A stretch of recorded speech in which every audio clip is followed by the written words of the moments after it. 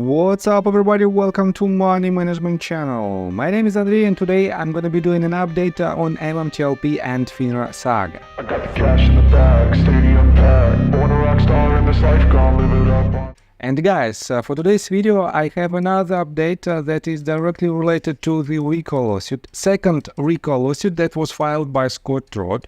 On top of that, I will show you some interesting details that potentially might indicate that FINRA doesn't have enough evidence to prove their immunity, and they don't know how to cover themselves and how to stonewall our case. Then I will continue with an update from Mark Basile, and I will show you his explanation what we might expect from his RICO lawsuit. And I have to say that his thoughts are really valuable.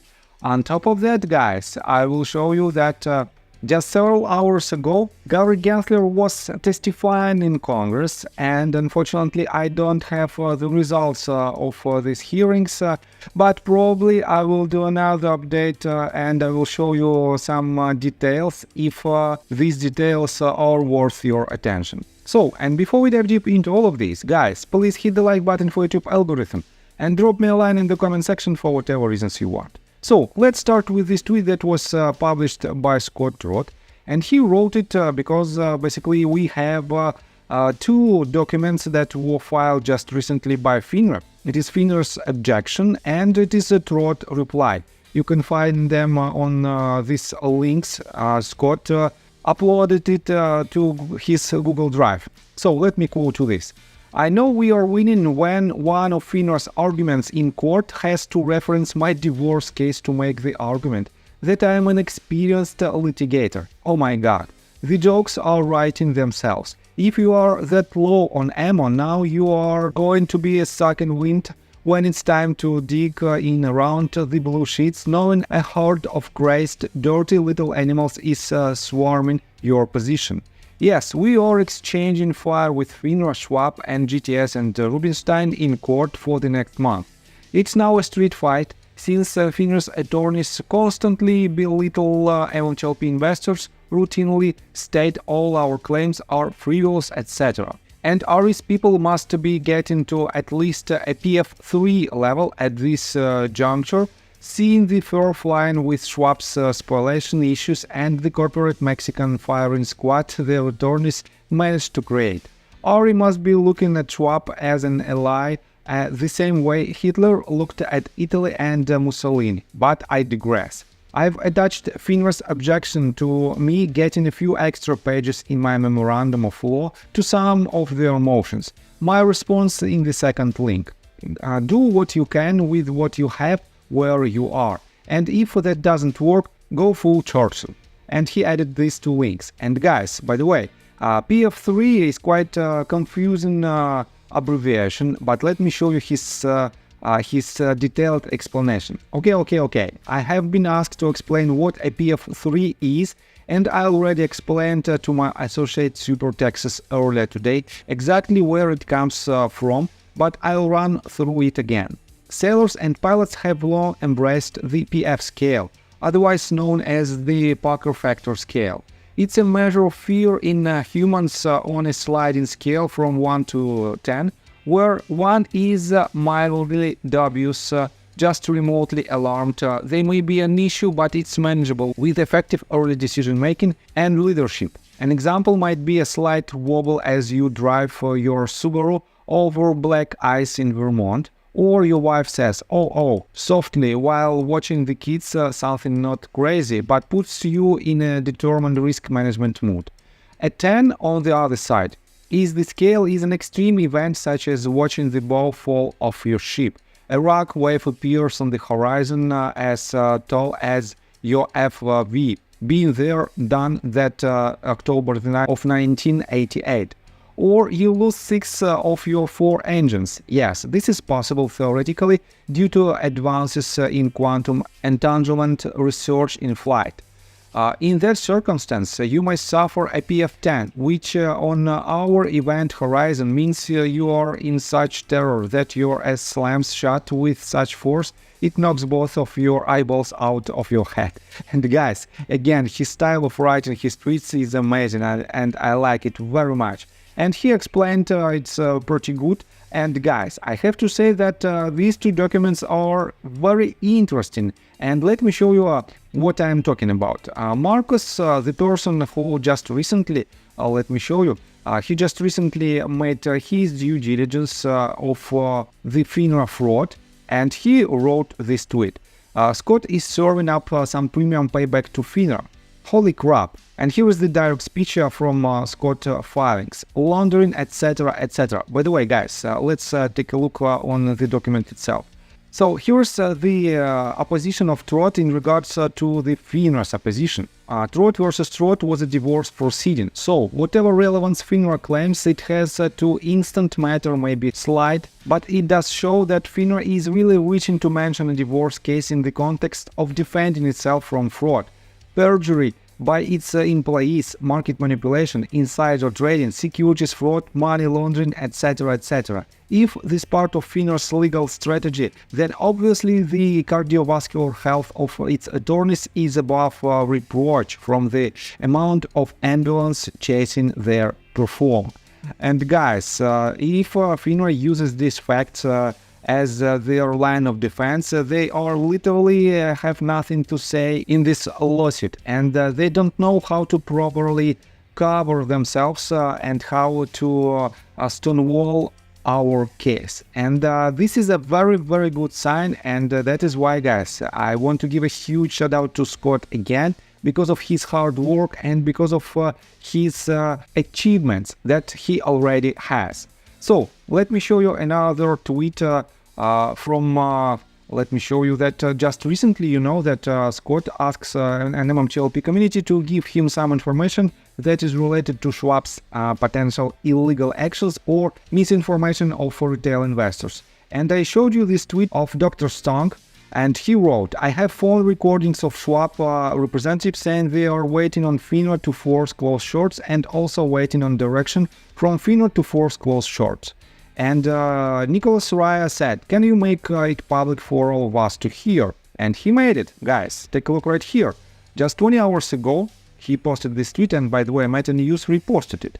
And Dr. Stonk wrote, MMTLP recording with Charles Schwab short lender team on December the 8th of 2022. Employee mentions he's usually given more information as to when to close shorts and at what price, but it's been vague. The higher-ups at Schwab and FINRA are each culprits, and here is the link to this audio. And guys, I have to say that it is a pure evidence that might be used in our case, in our upcoming litigations and in our current cases. And let's take a look what else do we have in these recordings. So John Burda reposted the tweet that was written again by Dr. Stong. And Dr. wrote, how does Charles Schwab reconcile short positions? As instructed by the company and government bodies such as FINRA, recording with short lender team days before halt of MMTLP. This means Schwab acted in line with the instructions that were made by FINRA. And that is another evidence that FINRA was wrong in our case, and we have basically no doubts about it, but we have to prove this in court. On top of that, guys, take a look right here. What might be important in different paths to the resolution, and what benefits might receive MMTLP shareholders. Mark responded to the tweet about the most prominent way to the resolution in the following tweet. MMTLP, more minion BS. If the community doesn't see this, and if they fail to understand that Congress is now a dead end, that's on them, not us. We keep moving forward, and what may come out of Anna's suit will definitely benefit actual real MMTLP holders. Anna's lawsuit may 1. Set the price of share due from a judgment or monetary damages award. 2. Gather critical data needed for other lawsuits, including blue sheets and cat data. 3. May get answers from regulators as to their conduct. And 4. May put pressure on other brokers to settle with MMTLP holders. These peoples are burning down their own bridges, morons. And guys, these 4 bullet points might be very important for the resolution in general. That is why, guys, it doesn't matter whether you like Mark Basil or not, whether you like his job or not. We have to rely on this lawsuit as well as a part to achieve our main goal, to have a resolution. And that is why, guys, I'm still making these videos and I am still showing you the information, the most unbiased information in my opinion, because you know that I'm not an MMTLP shareholder and I'm doing this video to help you to see the resolution. And guys, again, take a look right here. RareDD wrote these several sentences, but these sentences make me curious. And let me quote you first all this. In regards to the SEC versus John Burda and George Palikouras, what data did the SEC use to determine which actions, statements, and filings were the reason people invested in Torchlight Energy? What about those that invested for reasons not mentioned by the SEC? How strong can a case be if it's based on assumption? And guys, we know that this case where SEC charged John Burda, George Palikouras and MMAT because of the so-called illegal actions like pump and dump scheme. And they stated that it was the reason why a lot of people invested in MMTLP. And it was a sufficient reason for Representative Ralph Norman to stay quiet, because he thinks that it is more than enough to have a wrongdoer in the former C-levels executives. But guys, let me remind you that a lot of people who invested in TRCH long before the MMTLP MMAT saga have started, they do it because of their own research. And they bought these shares, they bought and forgot about this. That is why, guys, for them, the case of SEC versus John Burda and George Palikouras is completely irrelevant. The only case that matters for them is the case of U3 Health.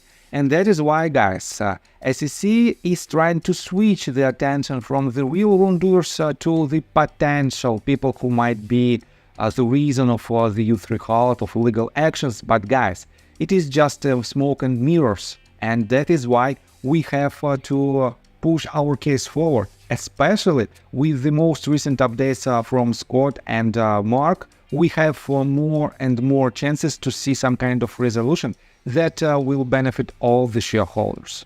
And guys, let me tell you my personal story. I have a wife and 2 children aged 11 and 15, as well as a small dog. After 30 years of living in Russia near the Baikal Lake, we decided to move. Now we reside in Serbia. Although I don't own any MMTLP shares, I invest a lot of time creating daily MMTLP videos.